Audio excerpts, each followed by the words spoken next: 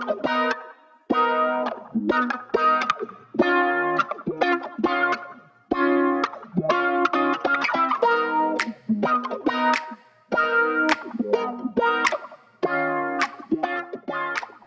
at Frank H Mann, and we're getting the tour and see where our veg is coming from. Cool. So we'll kind of start down the dairy fridge, Yeah. and we'll work our way around methodically. Cool. Actually, we'll have a quick look in this one. Might as well do them all. So this is the dry goods room. Yeah.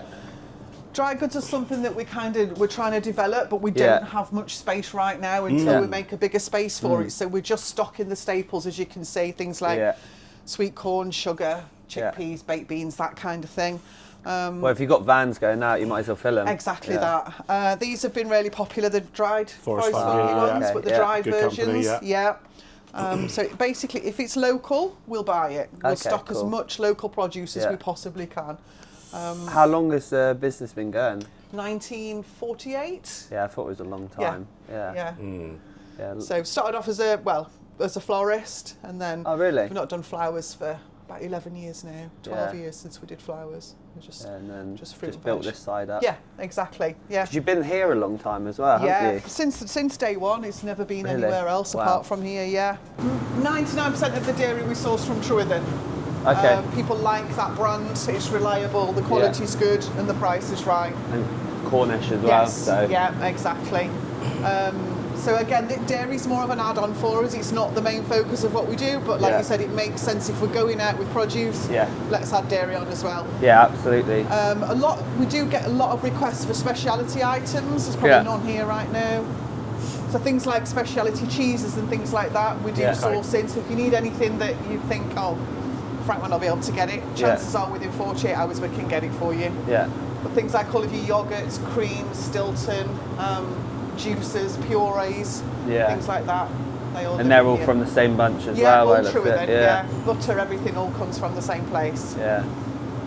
Yeah, it's Nice. quality products, this. Yeah. It's what we use at the pub. Is it? Yeah. Okay. Yeah. Cool. We often, we get so many calls saying, "Oh, I've been offered my milk at 1.29 and it's kind of fresh waste milk and the packaging's rubbish and the brand's not so good." So we'd rather stick with the brand that we know and the quality. What with something like milk, because this is like alien to me. Okay. How do you assess the quality? We try it, basically. You try it and it's just the taste, is it? And even little things like with the packaging, with some of the cheaper brands, the bottle is so flimsy. And you get so many burst bottles and you put it on the morning and it's leaked everywhere and because it's just thin, cheap plastic. The branding's not so good. It just looks budget, really. So we'd rather have a reputable brand that we know the quality is good. So anything that comes in that's new, we all try it. Okay. And we kind of have a best way. a vote. Even if it's some wild exotic fruit, everybody has to try it. Even if they don't eat fruit, they're eating Same it. as our How budget many, was saying, they try a steak off each cow, don't they? To make sure the quality's there. Well, that's the only way you can find out is to try it, isn't it? Yeah, definitely. The animal hasn't been stressed, but if it's the texture's right. Yeah. How many employees is there here? At the minute, we've got 42. So that includes all of the drivers, all of the office staff, everything like that. Does go up slightly in summer. When we need more picking staff to facilitate what we're doing.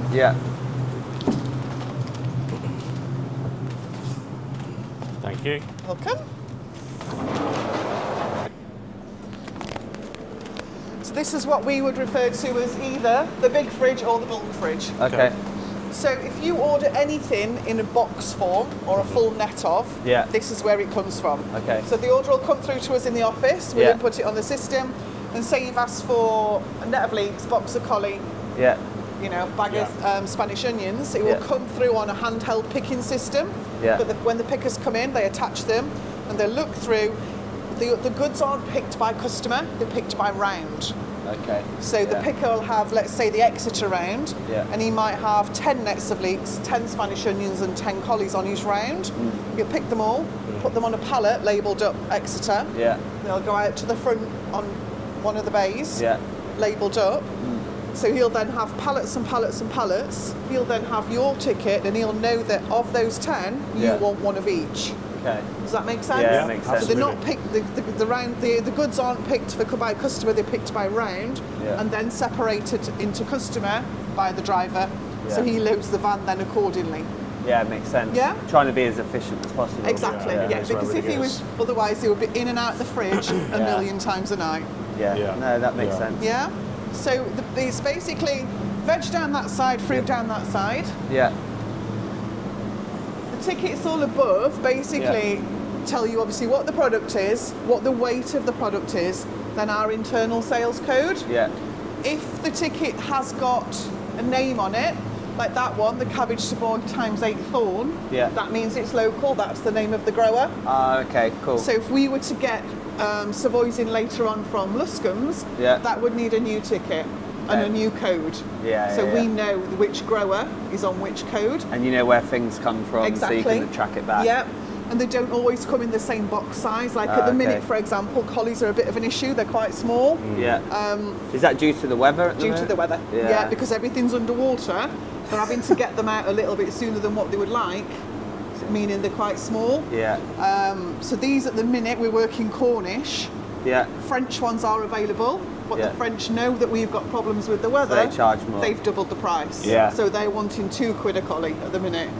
£2 a collie, wow. So that causes us a bit of a balancing act in that, do we stick with the smaller English, where people will complain because my collie's really small? Do we go with the good size French, where people will complain the price is too high? The thing that I've learned, because we've only owned the pub since April, and then I've come from like wholesale and distribution and retail, is how much it's almost monopolised in the food market of like how quickly the prices can change based on the fact that we've got this issue here, so another place is then going to double their prices. It's crazy how much the market fluctuates. It's crazy, and for us, so I do the price lists every Wednesday. And makes it a pain for you. It's difficult, and it really, because what you don't want to do is put your price too high so that it puts people off, but also, you know, we're here to make a little bit of money as well. Yeah, definitely. So I've come in this morning, and for no reason whatsoever, limes have gone up by £7 a box. Which is just what's the normal price? So normally they're around about £15 a box. Today they're at 22, just out of nowhere. But we set that price based on last Wednesday at what they've been for months. There's no logic to it. So crazy. Sometimes when people say, well, why has that price gone up? I don't know. Most of the time I have an answer, but not all of the time.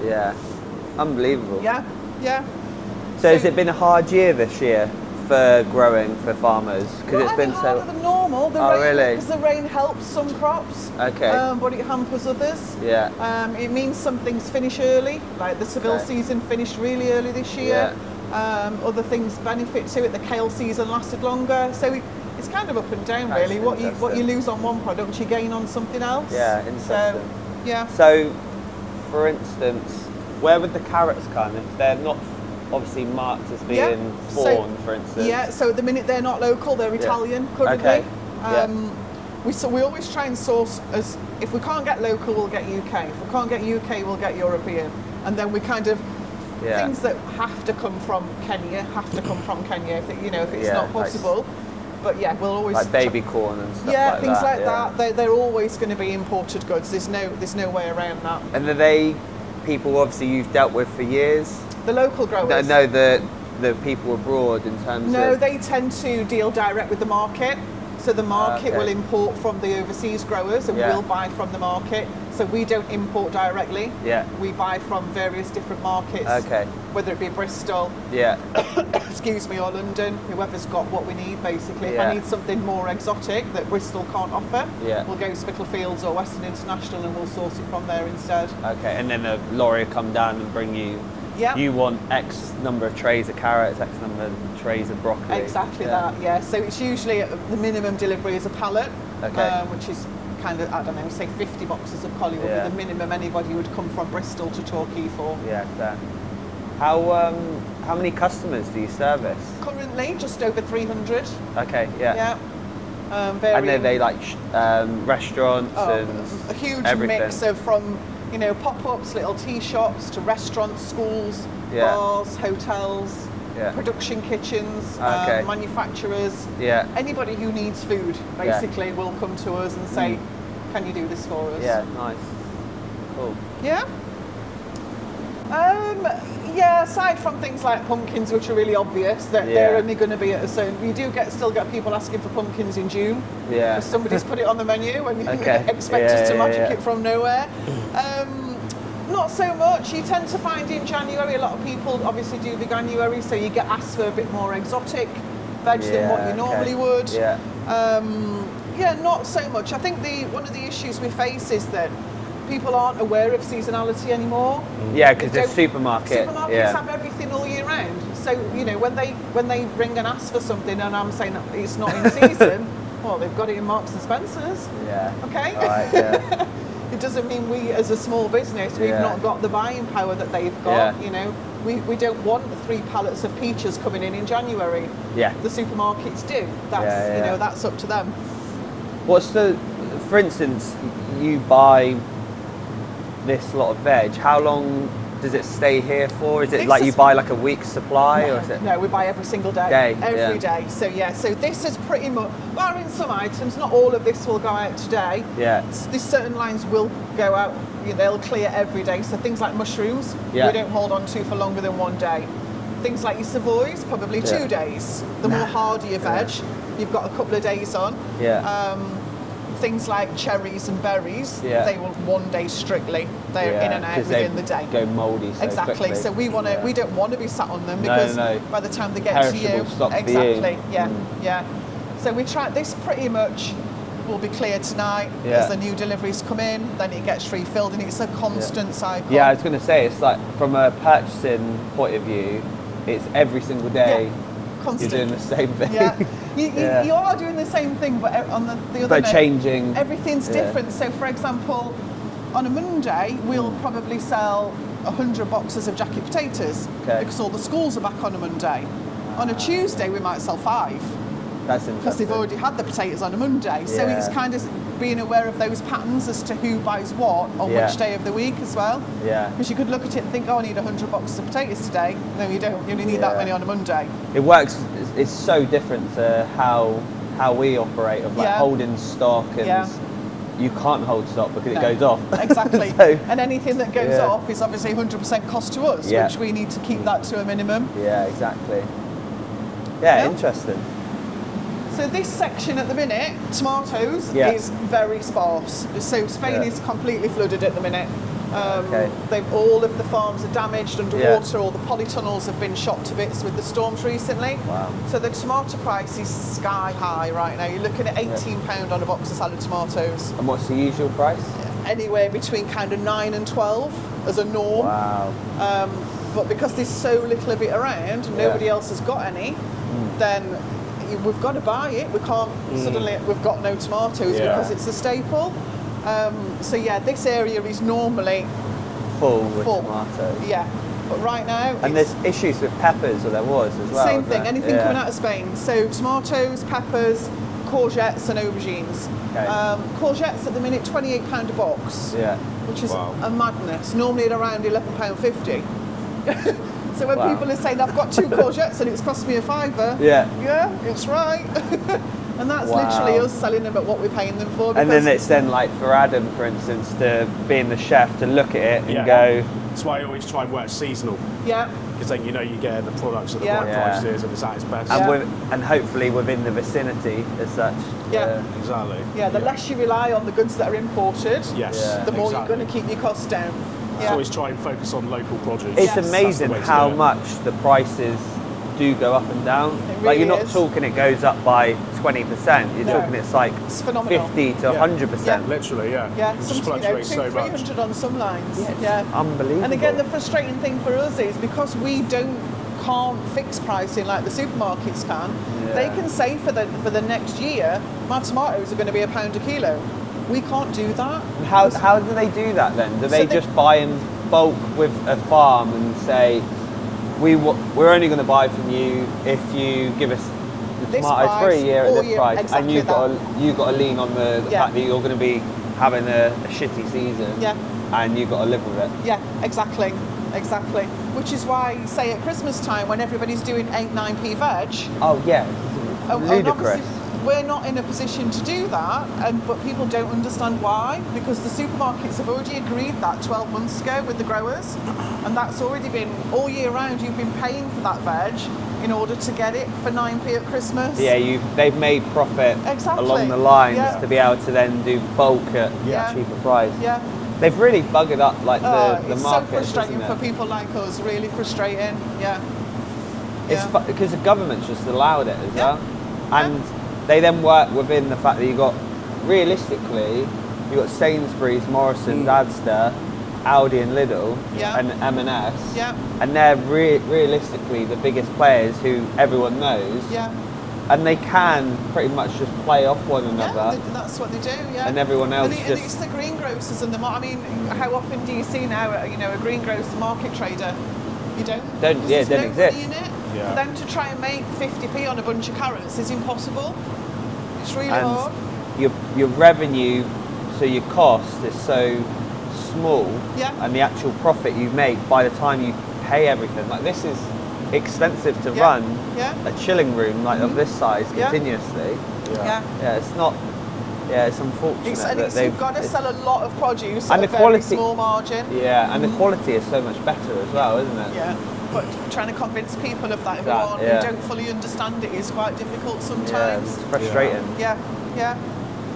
So with the markets then, they're scattered across the UK. That is basically, it'll be a humongous premises, and all the produce goes to one area and then filtered out. You're a buyer, so you'll be like, we want this, and this. Yeah, so for example at Bristol Market there are 1, 2, 3, 4, 5, 6 wholesalers on that market. Pretty much look like this operation. Everything's obviously stacked high because it's bigger volume. Every morning we get prices through from all of them. We figure out, right, do we need lemons today? Look at all of the options. Where do we buy the lemons from? And we go through all 6 of them and decide, based on quality, price, how many's in a box, how many we need, where we'll buy that from. Place all the orders with them, and then organise a transport for those to come down either this afternoon or round about 10 p.m. tonight. From placing our orders, we have to place the orders by about 8 a.m. in the morning to get the deliveries today. Yeah, interesting. It shows you when we went to Brixton Fish Market, that's obviously a market where everyone puts in their bids. Yes. And they're actually a very big facility. It shows. Unfortunately, we can't bid. The price is the price. It'd be nice if we could. We can't haggle. We get told how much it is, and that's what we pay. Peppers are ridiculous at the minute. So ordinarily, the pepper stock would take up to 2-3 pallets, and that's what we're holding at the minute. Wow. You're looking. Excuse me. Today, red's at £25, greens at £24. Yellows at £30, oranges at £32 a box. Which is it's insane, isn't it? Yeah. So don't have peppers on your menu at the moment. It should start coming down, but I mean it's been like that for about 9 days now, and there's no sign of it budging this morning. That's unbelievable, isn't it? Yeah. And I suppose that's why the peppers that are in the supermarket at the moment, if you do manage to get some, they are shit. Yeah. Like, they're all soft. They're all soft, and they've got like no flavour. Well, they've probably been in the supermarket since before this happened. They would have been in the back in a holding area. So they're probably already 2 weeks old. So the impact, the peppers at the minute are nice quality. Yeah, no, you can really tell nice they look quality. like, look how they look solid and crunchy. And, unlike, it's like quite rightly say, unlike the supermarket ones. Yeah.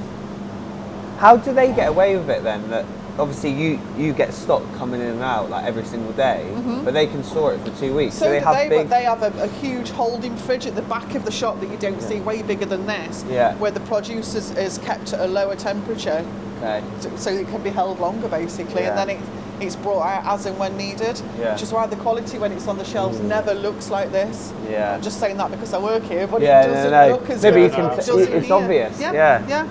Is it right that with like potatoes, they're stored sometimes by supermarkets for like months? Yeah. And apples. The apples right now will be what were harvested last autumn. They're just kept in cold store.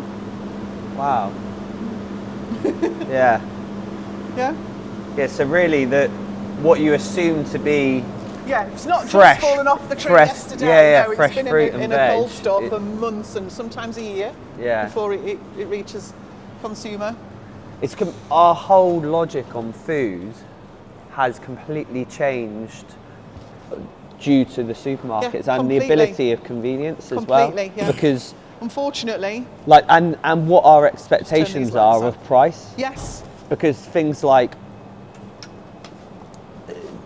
obviously probably a couple of years ago, you could buy like a whole chicken, for instance, for like £4.50, and that used to be like the supermarkets basically ruining the chicken market. But now when you look, I think like a free range organic chicken's like 12, 13 quid now. How they've gone from being like everything must be dirt cheap to then, now we're going to go the other way and completely make it really expensive. Decided we can charge whatever we want because people will pay. Because people have to buy food. Yeah. There's no because everything over the last few months has been creeping up as well. Everything. Like mince, for instance, that seems to be really expensive now. Expensive, yeah.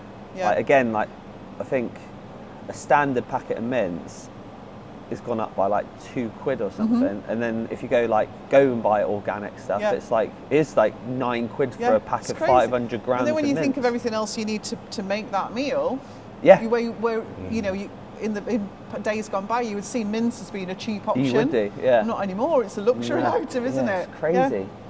This shelf here is basically where we store, as you can see, dates, walnuts, dried figs, pre-packed beetroot, things like that. And then in here is the banana fridge. So it looks a little bit random, bananas and bread. Yeah. But they work better being stored at the same temperature. So all the fridges are temperature controlled based on what's in them. Yeah. So hence why we've got bananas and bread in here. Bananas are not so much of a problem for us if we get what we order. So you order banana in colour, 1, 2, 3 or 4. Okay. 4 being green, 1 being yellow. Yeah. So if you ask for 10 boxes of green and you get 10 boxes of yellow, you've then got a perishable stock. Schools want yellow bananas, but retailers want green bananas. Yeah, because they last longer. Got the right balance, but touch wood, it's not been a problem for a long time. We're doing all right on bananas. And bread being Hovis, is that like just... Again, that's like an add-on that we do for schools, care homes. Yeah. We only stock Hovis, white and brown medium slice, that's it. Yeah. We don't get involved in any speciality breads or anything like that. We could, but it's just another... It's one of those items that we try and avoid wherever we can. No, only... Well, we do a full stock take of the whole building every single day. Do you? Yes. Oh, wow. Yeah. So anything that's dated is checked every day. Yeah. And then so anything that's, not got enough days left, we basically... I've got 3 food banks that I work with. Yeah. I ring the food banks and they come and collect anything that we can't use. Yeah. If they don't need it, we donate it to pig farmers, so we don't have any waste at all. Good. No, nothing goes to landfill. Yeah, that's very good. Potato fridge. So, the 99% of our potatoes are sourced locally. Yeah. So all of the bakers, 3 sizes, 40s, 50s and 60s, they're all sourced locally from Walk and Produce. We've got dirty Marfona, wash Marfonas. We do have a little bit of speciality stuff in for people we've got quite a lot of customers who like red potatoes. Okay. So we always keep a few of those in stock. Yeah. The mids must have sold out, mini mids, things like that. One customer in particular likes those Garden of Elvedon mids. Okay. He just likes that variety, so we keep those in for him. And the sweet potatoes all in the UK as well? No, don't know. Sweet potatoes is just about to change season, so this is the first. So they either come from Egypt or USA. Egypt's just finished. This is the first delivery of USA that's come in. Yeah. That price you'll see on the price list will go up. So as soon as you have a change of country, the price goes up until it settles back down again. Yeah. So they're up by about £3 a box on what they were last week. Yeah, crazy how much. I'm amazed at how much the prices fluctuate. Literally weekly, isn't it? Yeah, it's daily for us, but customers see the impact we see it weekly, but for us, it's a 24-hour-a-day job. We'll go on that one later. Might be a bit of a squeeze for us in the next one. This is the coldest one of them all. Yeah. You'll soon feel it. Oh yeah. So this is basically salads, berries and cherries. At the minute, it's more salad heavy. Yeah. Come, let's say, when May, this whole side will be strawberries and raspberries. Okay. The whole thing. And this will all get moved into a different salad fridge. Yeah. And this will just pretty much become the berry fridge. Cool. Because the strawberries... And that all comes from UK suppliers? It will do, yeah. So we've got 2 local growers for strawberries. Okay. And then as much UK as we can when the time's right. Yeah. At the minute we're working Spanish and Egyptian strawberries. Okay. The splits fridge. So... Like I said before, if you want a box of something, it comes out of the big fridge. Yeah. If you've placed your order and you want 3 cucumbers and 3 tomatoes, it comes into this fridge. Okay. Morning, Jackie. We've got some visitors. Sorry. Morning. Hiya. This is Jackie, our splits picker. Hello, you're right. So she, fortunately or unfortunately, works in a fridge all day. Yeah. Doesn't bother, as you can see, no jacket on. And what happens in here is the orders come through on this system. Yeah. So when she clicks on the order, it tells her that this customer wants 3 cucumbers and 3 tomatoes. Okay. She goes and gets a box, hand picks all the stock, makes their box up, prints a label, sticks a label on, and puts it on one of the trolleys out there that correspond to whichever round that customer is on. So everything in here is hand picked. So you do pay a little bit more if you buy things by the each rather than by the box. But that's because the amount of work that goes into it. You've got to pay for the labour. Exactly. Yeah.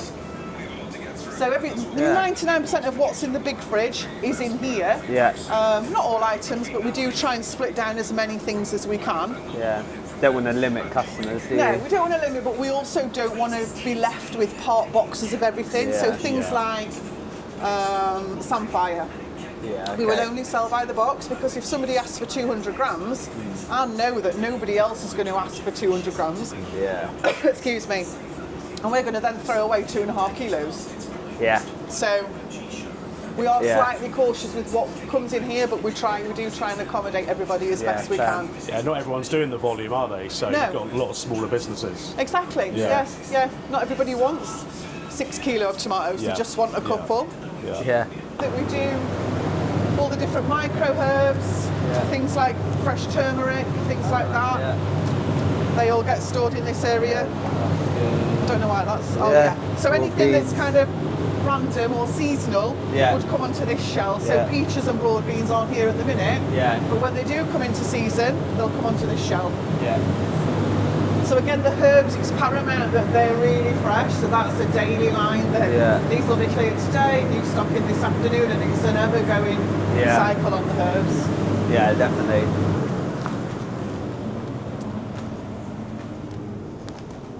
And that's just a little bit of storage in there that we use. Boxes are a huge problem for us. The daily problem that is boxes. Basically, if we were to buy boxes, that's our profit gone on every box that we use in the splits fridge. Yeah. So we recycle as many as we can. So the drivers know that every venue they go to every day collect the boxes that you delivered yesterday. Yeah. Okay. If people left them out for us, they don't always leave them out. Yeah. So trying to keep on top of the box situation is a bit of a bind. Yeah. It seems such a shame. Cardboard boxes are expensive. Very, especially for the weight that we need to carry in them. So you're probably looking around about £2.10 a box to buy them in. And expensive to get rid of as well, recycling. So. Yeah.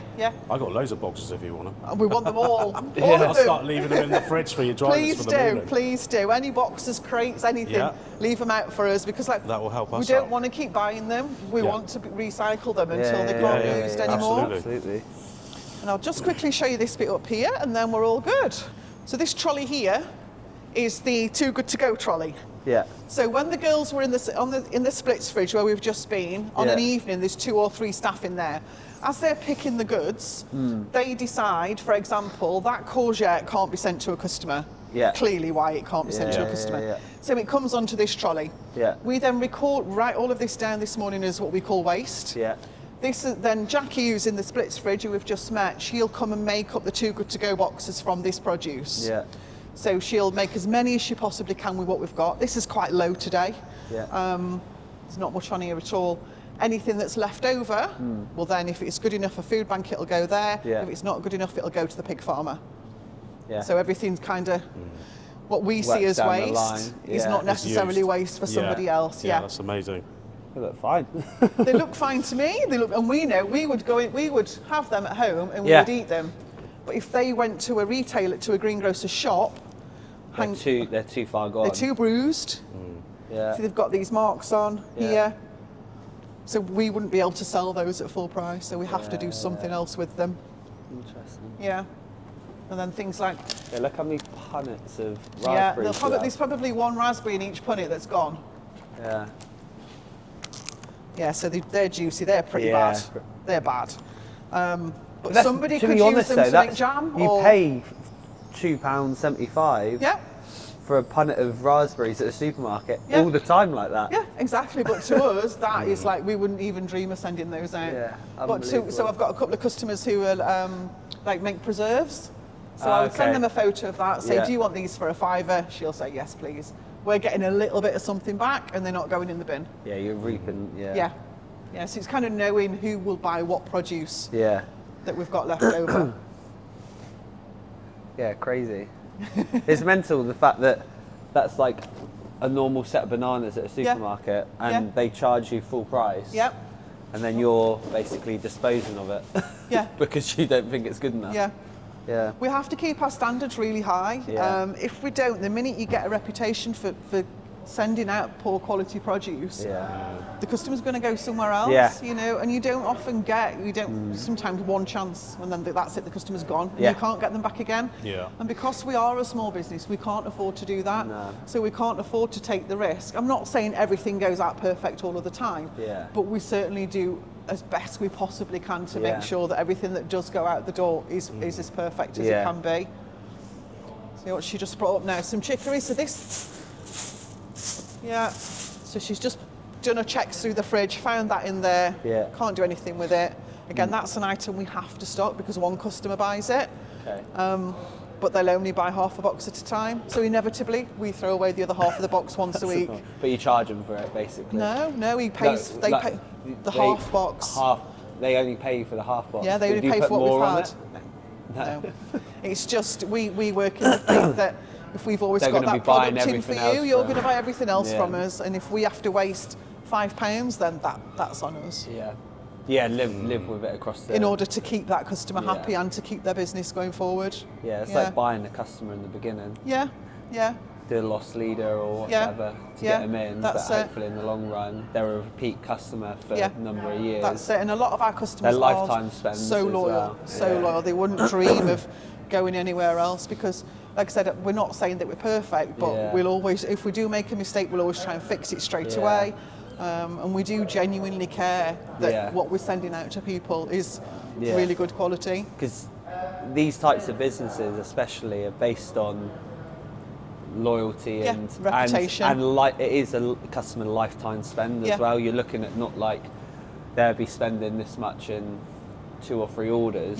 They're shopping with you every week for 15, 20 years or however long they keep going. You've got to look at the bigger picture sometimes rather than, you know, we get customers who ring up, particularly Christmas time, and they say, I'm going to spend £500. Okay, but then you never see them the rest of the year. But they want you to absolutely bend over backwards and promise delivery times, which we'll always try and do. But what we really want is those customers who are loyal to us all throughout the year rather than just on a one-off occasion. Yeah, no, completely makes sense. You can see why as well, because it's a big operation. It is. And you've got a lot of people to pay for. A lot of people to pay for. That's your biggest overhead. Yeah, definitely. Especially on produce and items that are low in cost, and the cash per sale is in profit is so little, and then by the time you take out all your overhead, the actual net profit is going to be minimal, minus probably 5% or something or like less, 3%. By the time everything's come out, that's it. There's a lot of work involved to try. We're not a greedy company at all. No. We just want to make sure everybody gets paid, and we put a little bit in the bank each month. Yeah, no, it's there good. It's good. No, thank you for the talk. No, that's really all right. You're more than insightful. Welcome. No problem. It's good. Like in doing these, it's been really good for you guys as well, isn't it, to understand where everything's coming from and the process and the fact that why buying it from you guys is such a better option. Than buying it from a supermarket, and the quality and everything that goes through it, and just understanding how the fact and how much we supporting the local farmers definitely. to us is something that is massive, really important. Yeah. I mean, when you see how hard those guys work day in, day and out the in the weather. government don't do anything to help. No, they're reversing the cycle. That's why every country pub should focus on using local suppliers as well. 100%. Absolutely. Yeah. No, it's been very insightful. Good. Are we heading up to the farm? So we can do. It is pretty much underwater. Even if we look from the outside. We can do. I've got wellies. I've said if you've got wellies, you're going to get your trainers ruined. Wellies. Adam can maybe perch on the side. No. Carry him.